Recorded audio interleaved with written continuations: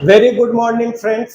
मैं राधे श्याम हूं और आज हम इकोनॉमिक्स के एक इम्पोर्टेंट टॉपिक के ऊपर चर्चा करेंगे जिसका नाम है जीडीपी। तो ये जीडीपी वो चीज है जिससे ये पता चलता है कि कोई देश आर्थिक रूप से कितना ताकतवर है, कोई दूसरा देश उसकी तुलना में कितना कमजोर है, कोई देश आर्थिक रूप से कितना मजबूत है। ये सारी चीजें जीडीपी से ही पता चलती है। तो आज हम जानने की कोशिश करेंगे कि जीडीपी है क्या। जीडीपी को अगर हम इसका फुल फॉर्म लिखें तो इसका फुल फॉर्म होता है ग्रॉस डोमेस्टिक प्रोडक्ट। इसको हिंदी में कहते हैं सकल घरेलू उत्पाद। सकल घरेलू उत्पाद इसको हिंदी में क्या बोलते हैं? सकल घरेलू उत्पाद।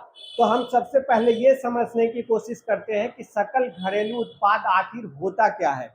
तो सकल घरेलू उत्पाद ये है कि किसी भी देश के भौगोलिक सीमा के भीतर, किसी भी देश के भौगोलिक सीमा के भीतर एक वर्ष में, एक वित्तीय वर्ष में उत्पादित अंतिम वस्तु एवं सेवाओं के मौद्रिक मूल्य को हम क्या कहते हैं? जीडीपी, सकल घरेलू उत्पाद। तो किसी भी देश के भौगोलिक सीमा के भीतर एक वित्तीय वर्ष में उत्पादित अंतिम वस्तु एवं सेवाओं के मौद्रिक मूल्य को हम क्या बोलते हैं? सकल घरेलू उत्पाद या जीडीपी बोलते हैं। अब इसमें कुछ चीजें आपको ध्यान देने वाली है कि भौगोलिक सीमा के भीतर, एक देश के भौगोलिक सीमा, अब एक देश के भौगोलिक सीमा के भीतर जो उत्पादन का कार्य हो रहा होगा, चाहे वो वस्तु का उत्पादन हो, चाहे वो सेवा का उत्पादन हो, तो वो दो तरह के लोग कर रहे हैं। एक तो वो जो उस देश के नागरिक हैं और एक वो लोग जो उस देश के नागरिक नहीं है, किसी दूसरे देश के नागरिक है। जैसे बाहर की बहुत सारी कंपनियां भारत में आकर के उत्पादन का कार्य कर रही है, तो इस तरीके से, या भारत की भी बहुत सारी कंपनियां दूसरे देशों में जाकर के उत्पादन का काम कर रही है, तो इन कंपनियों के मालिक किसी और देश के रहने वाले होते हैं। तो इस तरह देश के नागरिक के द्वारा और गैर नागरिक के द्वारा, दोनों के द्वारा एक देश के भौगोलिक सीमा के भीतर उत्पादन का कार्य होता है। एक बात। दूसरी बात यह है कि एक वित्तीय वर्ष, यानी एक वित्तीय वर्ष, एक फाइनेंशियल ईयर, जैसे भारत का फाइनेंशियल ईयर कब से शुरू होता है? 1 अप्रैल से, और चलता कब तक है? 31 मार्च तक। तो 1 अप्रैल से 31 मार्च के बीच में एक देश के भौगोलिक सीमा के अंतर्गत जो उत्पादन होगा उसी की हम इसमें बात करेंगे।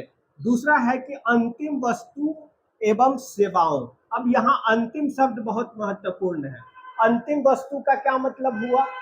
तो जब हम जीडीपी को आकलन कैलकुलेट करते हैं, जीडीपी को निकालते हैं, तो इंटरमीडिएट वस्तु यानी मध्यवर्ती वस्तु को उसमें काउंट नहीं करते हैं। वस्तु दो प्रकार की होती है, मध्यवर्ती वस्तु और अंतिम वस्तु। तो हम जब जीडीपी का आकलन करते हैं तो उसमें केवल अंतिम वस्तु के ही मौद्रिक मूल्य को शामिल करते हैं।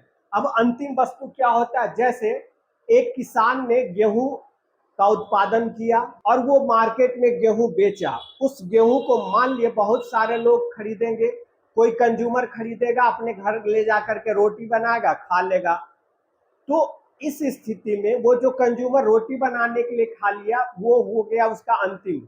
लेकिन मान लिए कि कोई ऐसा कंज्यूमर उसको खरीदता है जो बिस्किट कंपनी का मालिक हो, मतलब कोई ऐसा व्यक्ति उस गेहूं को खरीदता है जो बिस्किट कंपनी का मालिक हो और उस गेहूं को ले जा रहा है बिस्किट बनाने के लिए।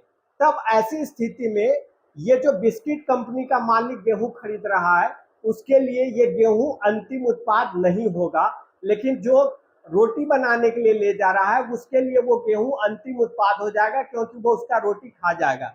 लेकिन जब एक बिस्किट बनाने वाली कंपनी ले जाती है तो वो क्या करेगी?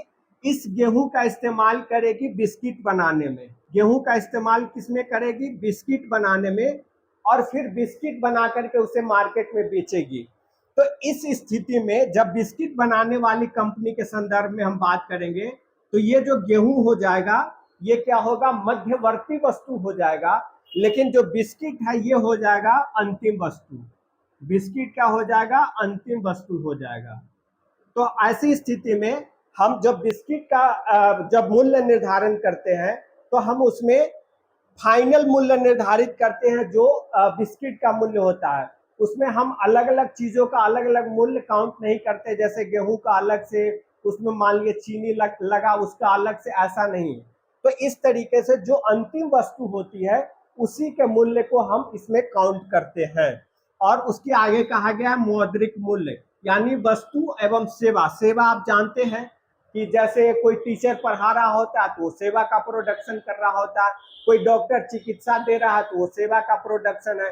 वस्तु वो चीज होती है जो हमें भौतिक रूप से दिखता है, जिसको हम छू सकते हैं, पकड़ सकते हैं, ऐसी चीजें को हम क्या बोलते हैं, वस्तु बोलते हैं। लेकिन सेवा वो चीज होता है जिसको हम देख नहीं पाते, जिसको हम छू नहीं सकते, जिसको हम पकड़ नहीं सकते। तो इस तरह, और इन वस्तु, अंतिम वस्तु एवं सेवाओं का मौद्रिक मूल्य, यानी उनका मूल्य रुपया में जो उसका मूल्य होता है उसी को हम क्या बोलते हैं, जीडीपी बोलते हैं। तो ये रहा सकल घरेलू उत्पाद। अगर आपको ये वीडियो पसंद आए तो वीडियो को लाइक